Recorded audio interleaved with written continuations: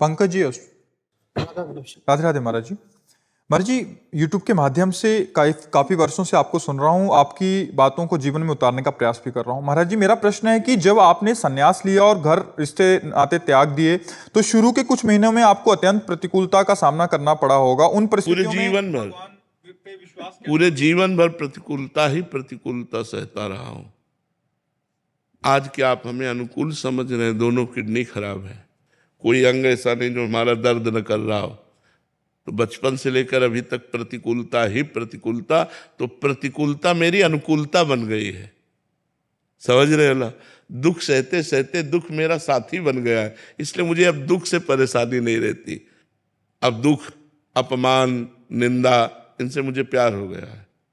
पूरे जीवन भर चलते चलते मुझे इनसे प्यार है। अब और कष्ट बढ़ता है तो मुझे और सुख मिलता है। जाना है, शरीर को छूटना है। मैं शरीर नहीं हूँ, ये नाशवान है। मैं भगवान का दास हूँ।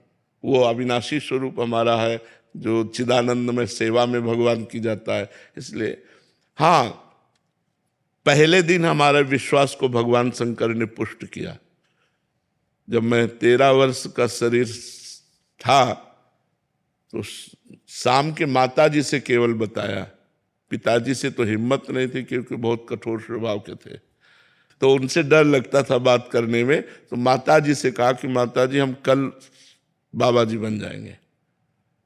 बाबा जी बन जाएंगे। उन्होंने विनोद समझा और हमारी बात बन गई, क्योंकि उन्होंने विनोद समझा। अगर सीरियस समझती तो रो देती या कुछ हमको आदेश करती, और उन्होंने विनोद समझा तो ध्यान ही नहीं दिया। भगवान ने हमारी बात बना दी।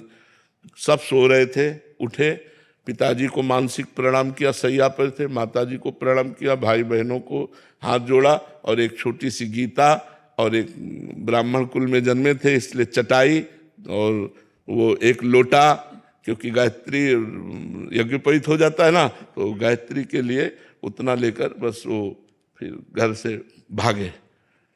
पैजामा कुर्ता या ऐसा पैंट शर्ट, आधा हाफ पैंट या शर्ट या पैजामा कुर्ता क्या था मुझे ध्यान नहीं है उस समय, मतलब गृहस्थी वेश में ही भागे।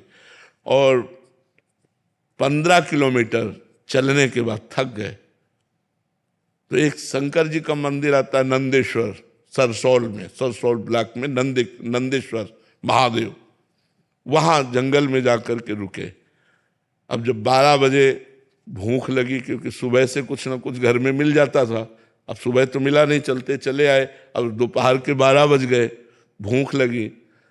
तो पहली बार हमारे मन में प्रश्न उठा कि कैसे जीवन निर्वाह होगा, जीवन निर्वाह कैसे होगा, कहाँ रहेंगे, कहाँ जाओगे। तुरंत हम कहा ये तो हमको परास्त कर देगा प्रश्न।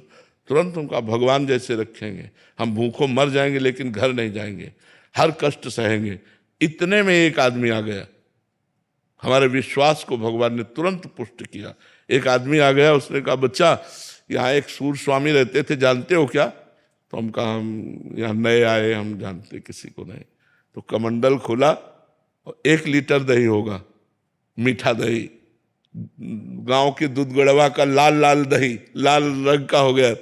उनका तुम पी लो, अब हम वापस नहीं ले जाएंगे, उनके लिए लाए थे, वो है नहीं तो आप पी लो, वो संत कहीं चले गए होंगे। तो हमें सकुच लगी, हम कहा हम क्यों पी ले? बोले नहीं पी लो, महादेव जी की ऐसी इच्छा है।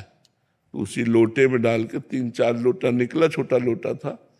और जब वो गए तो 1 लीटर दही में खूब छक गए ना, बस जो ही गए से शंकर जी के ऐसे पिंडी को पकड़ के खूब रोए कि हमें विश्वास हो गया कि हमारे जीवन का आप पार करेंगे, आप स्वीकार करेंगे। बस वो दिन क्या दिन, कभी घर नहीं याद आया, कभी घर नहीं गए, कभी परिवार से एक रोटी नहीं खाई आज तक, अपने जन्मभूमि की एक रोटी आज तक नहीं खाई जब से घर से निकले, भगवान की कृपा से। तो बहुत बड़ी जीवन यात्रा कट गई। अब बताओ, हम किसी आश्रम या ऐसा हमारा उद्देश्य नहीं रहा, इसलिए हम कहीं रुकते नहीं थे।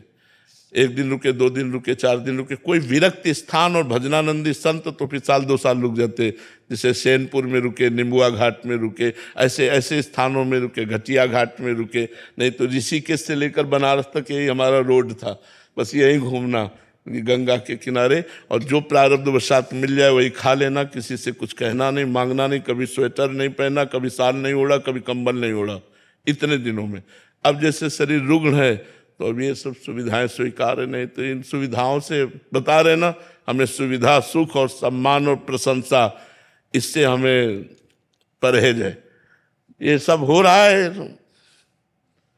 अंदर। आपको सच्ची बताऊं, कोई हम मतलब अहंकार या सफाई की बात नहीं है, इसका कोई महत्व नहीं, ये सब मायाकृत लीला हो रही है। तो जो हमें दुख की बात रही, तो पहले हमें कष्ट लगता था, जब कष्ट लगता तो होता मुझे भगवान प्राप्त करना है, चुप शांत सह लो, चुपचाप सह लो। हम 2 श्लोक गीता जी के ये बहुत हमें काम दिए।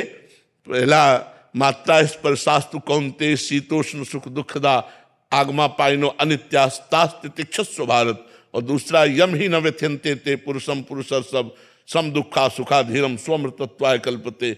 जहां हमारा मन हमको विचित करता, सो इन श्लोक को इनका अर्थ विचार करने लगते। भगवान ने कहा, ए चुप शांत सह सह सह, सहते सहते सहते सहते भगवान ने श्री धाम वृंदावन का वास देकर अब यहाँ पूर्णता कर दी।